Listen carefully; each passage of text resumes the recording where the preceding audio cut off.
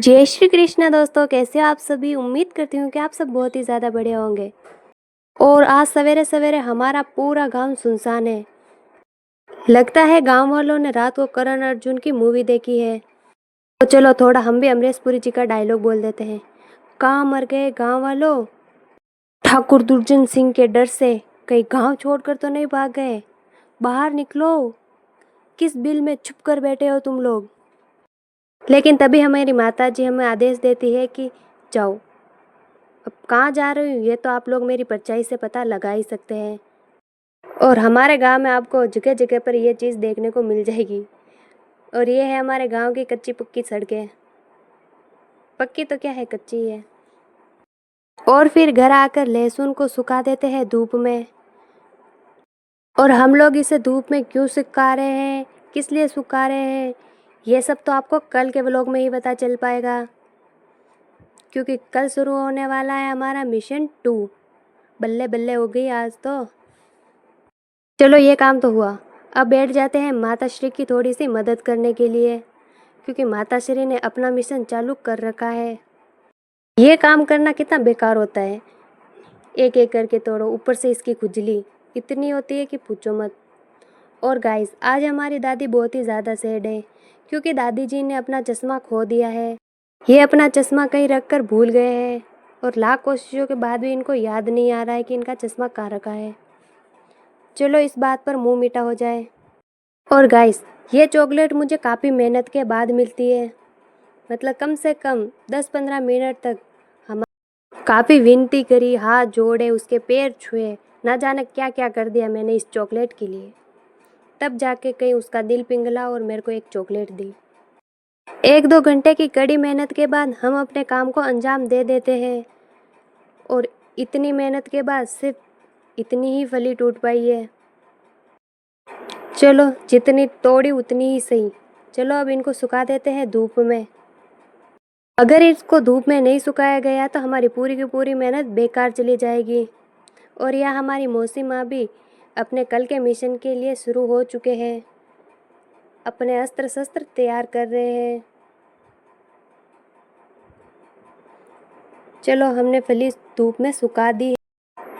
चंवला, उड़द, मूंग, भिंडी सब की सब सुखा दी हमने। चलो अब ये लोग धूप में सूखे, तब तक हम अपनी पेट पूजा ही कर लेते हैं।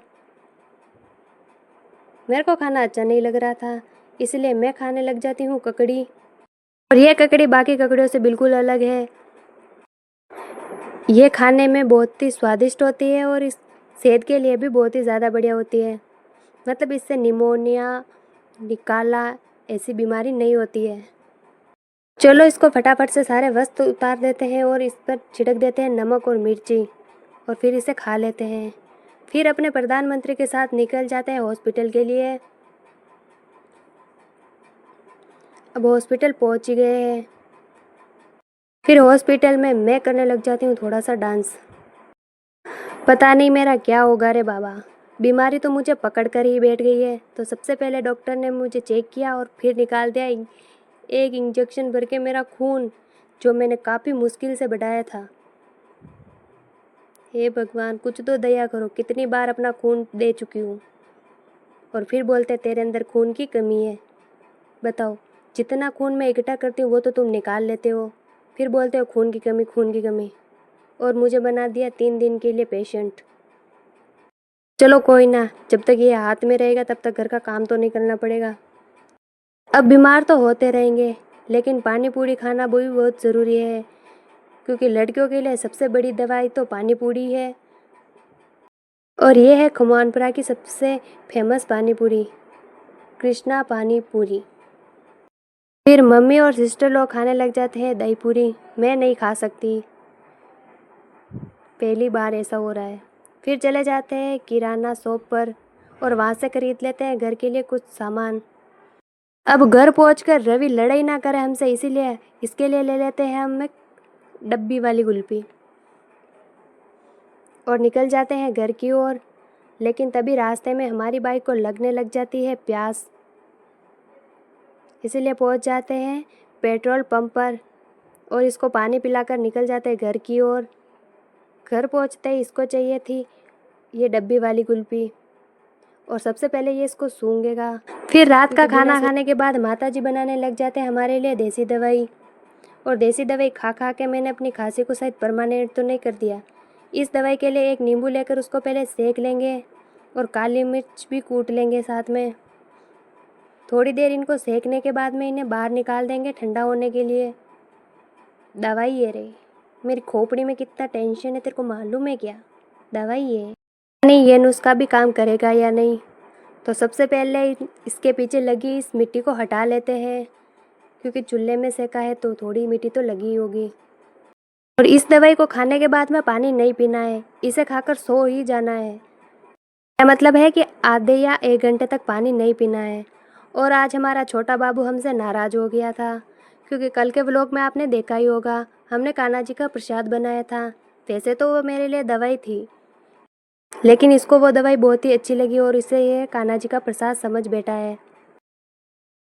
चलो अब हमारे नींबू भी ठंडे हो गए हैं, तो इस पर डाल देते हैं थोड़ी सी हल्दी, नमक और जो हमने काली मिर्च का पाउडर बनाया था वो।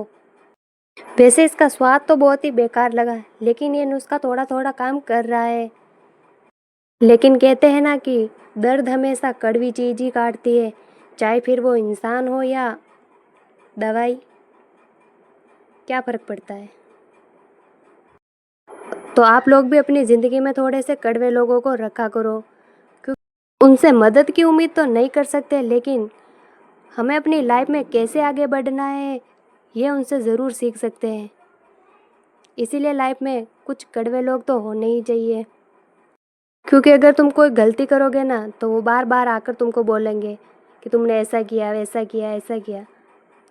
और इससे हम लोगों का ही फ़ायदा होगा, क्योंकि जब वो हमारी गलतियों को बार बार दोहराएंगे ना तो हमें ये एहसास होता रहेगा कि हमें ऐसी गलती दोबारा नहीं करनी है। और यह माता जी ने भी हमारे लिए दवाई को रेडी कर दिया है। और यह रवि बाबू तो अपनी कार में बिजी है। और जब हम छोटे थे तब हम तो चप्पल की कार बनाकर चलाते थे, और यहाँ अब रिमोट वाली गाड़ी। क्या किस्मत है रे इन लोगों की। चलो अब दवाई तैयार हो चुकी है तो इसे खाकर सो जाते हैं।